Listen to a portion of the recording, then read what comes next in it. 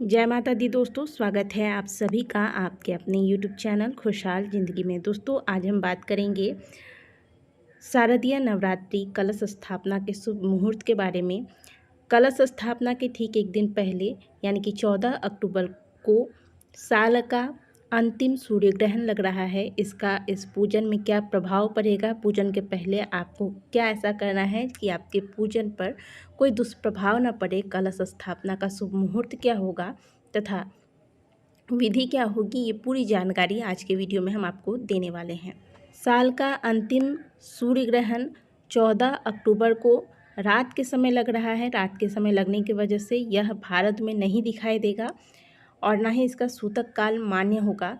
लेकिन प्रातःकाल जैसे ही आप जागते हैं, घर की साफ़ सफाई करने के बाद सब पूरे घर में गंगा जल का छिड़काव करें ताकि घर में किसी भी प्रकार की नकारात्मक ऊर्जा ना रहे। इसके बाद आप घर के मुख्य द्वार पर तोरण लगा दें। घर के दोनों तरफ, द्वार के दोनों तरफ स्वास्तिक का निर्माण करें। इसके बाद ही पूजा आरंभ करें। नवरात्रि का पहला दिन है। आज के दिन माता शैलपुत्री की पूजा की जाएगी और साथ ही घट स्थापना भी की जाएगी। तो कलश स्थापना का शुभ मुहूर्त इस प्रकार से है। कलश स्थापना जब भी करें शुभ मुहूर्त में ही करें। कलश स्थापना का शुभ मुहूर्त रहेगा 15 अक्टूबर दिन रविवार सुबह 6:28 से लेकर दोपहर 12:35 तक। अभिजीत मुहूर्त होगा सुबह 11:49 से लेकर दोपहर 12:35 तक। तो जब भी कलश स्थापना कीजिएगा हमेशा शुभ मुहूर्त पर ही कीजिएगा। आज राहु काल का समय होगा शाम 4:31 से लेकर 5:57 तक। तो राहु काल के बीच कोई भी शुभ कार्य नहीं किया जाता है, इस बात का ध्यान रखिएगा। अब बात करते हैं कलश स्थापना की विधि के बारे में। एक चौकी लीजिएगा। इस चौकी पर माता की कोई भी फ़ोटो जिस पे आप प्रतिदिन पूजा करते हैं, अलग से फ़ोटो लेने की आवश्यकता नहीं है, स्थापित करें। माता को चुनरी ओढ़ा दें। भगवान गणेश की स्थापना करें और भगवान गणेश की मूर्ति जब भी रखें माता के बाईं ओर रखें। इसके बाद माता के दाहिनी ओर एक अष्टदल कमल का निर्माण करेंगे। चावल से, आप चाहें तो गेहूं से भी कर सकते हैं।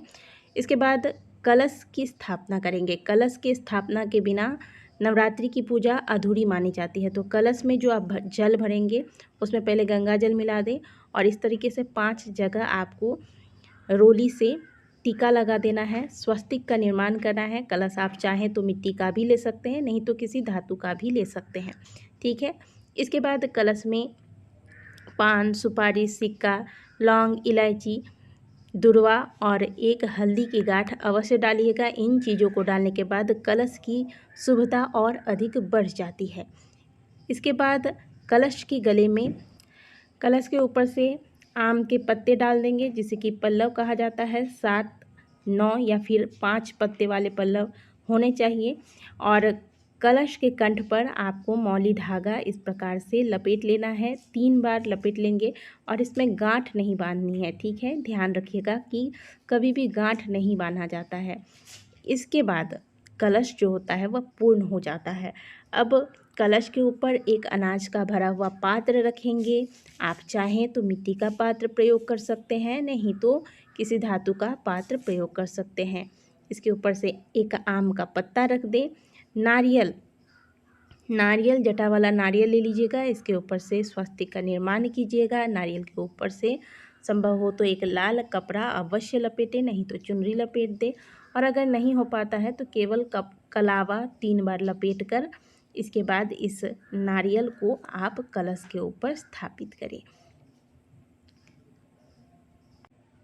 जो हमने अष्टदल कमल बनाया है इस पे से कुछ दुर्वा रख देंगे और इसके ऊपर फिर हम कलश की स्थापना करेंगे। माता के किसी भी मंत्र का जाप करते हुए या देवी सर्वभूतेषु माँ शक्ति रूपेण संस्थिता नमस्तस्यै नमस्तस्यै नमस्तस्यै नमो नमः बोलकर माता के कलश की स्थापना कर देंगे।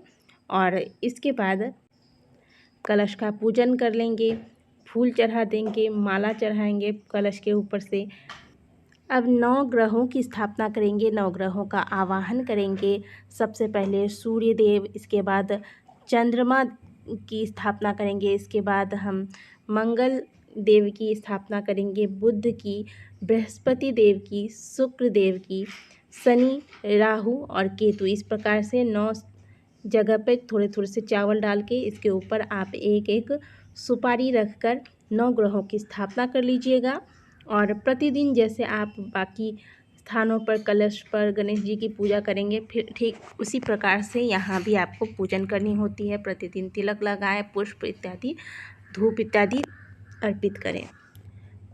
जवारे बोने के लिए आप इस प्रकार का एक पात्र ले लें। आप मिट्टी का भी पात्र ले सकते हैं।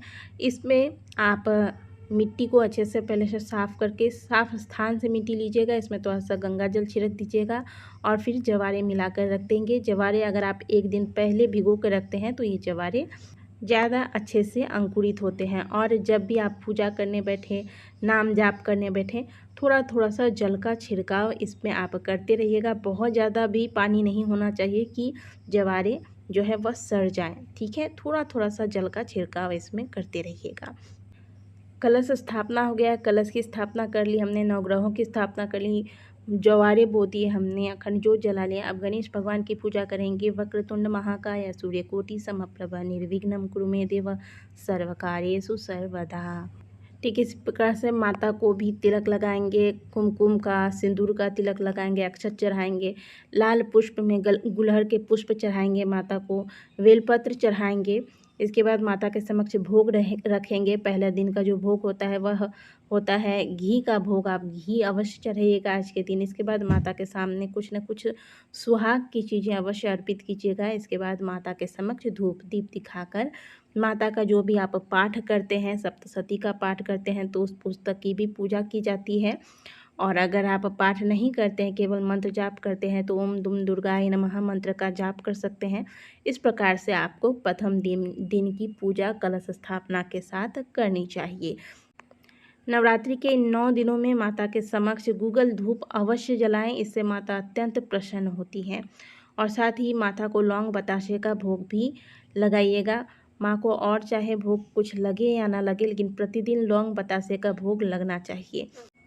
तो आज के वीडियो में मैंने आपके साथ कलश स्थापना के शुभ मुहूर्त की जानकारी शेयर की है और कलश स्थापना किस प्रकार से करनी है, जवारे किस प्रकार से बोने हैं, और बहुत ही सरल सी विधि है। आप बहुत आसानी से कर सकते हैं। वीडियो अगर अच्छी लगी है तो वीडियो को लाइक कीजिएगा। कमेंट बॉक्स में जय माता दी अवश्य लिखिएगा। मिलते हैं आपसे अगली वीडियो में। तब तक के लिए ओम नमः शिवाय, जय माता दी।